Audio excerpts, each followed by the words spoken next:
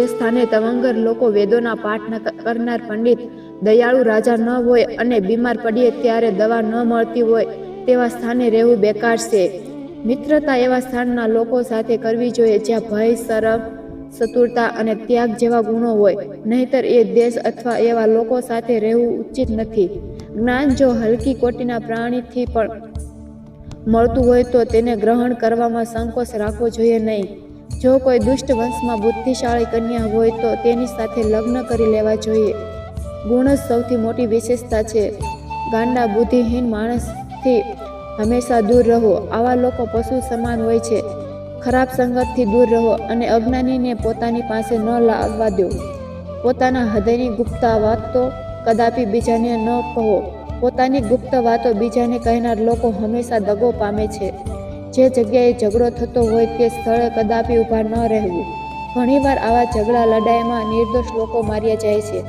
જો ભયંકર દુષ્કાળ પડે તો આવા પ્રસંગે કોઈ બદમાશ ગુંડાની મિત્રતા કરવાથી લાભ થાય છે. કારણ કે બદમાશ ગુંડો પોતાની શક્તિના બળે ગમે ત્યાંથી ભોજન મેળવી લે છે અને પોતાના મિત્રોને પણ ખવડાવે છે. દરેક માનવીએ વાસ્તવિકતાનો સહારો લેવો જોઈએ. કલ્પના કરી માઠા પરિણામો વિશે વિચારી પોતાનું લોહી બાળવું જોઈએ નહીં. કોઈ પણ કામની શરૂઆત કરતા પહેલા તેનાથી ગભરાવવું જોઈએ નહીં. તેમજ તેને અંધવશે ચોડી પણ દેવું જોઈએ નહીં. કામ માનવીની સૌથી મોટી પૂજાનું બીજું નામ છે. જે માનવીઓ ખરા મનથી પોતાનું કામ કરે છે તેઓ અવશ્ય સફળ થાય છે અને સદા ખુશી રહે છે. જો ધનનો નાશ થઈ જાય, મનની શાંતિ હરણાઈ જાય, સ્ત્રીહીન હોવાની શંકા હૃદયમાં આગ લગાવતી હોય, આ બધી વાતો બુદ્ધિમાન પુરુષો બીજાને નથી કહેતા. જે માનવી આવું કરવાની ભૂલ કરે છે, લોકો તેની હાંસી ઉડાવે છે.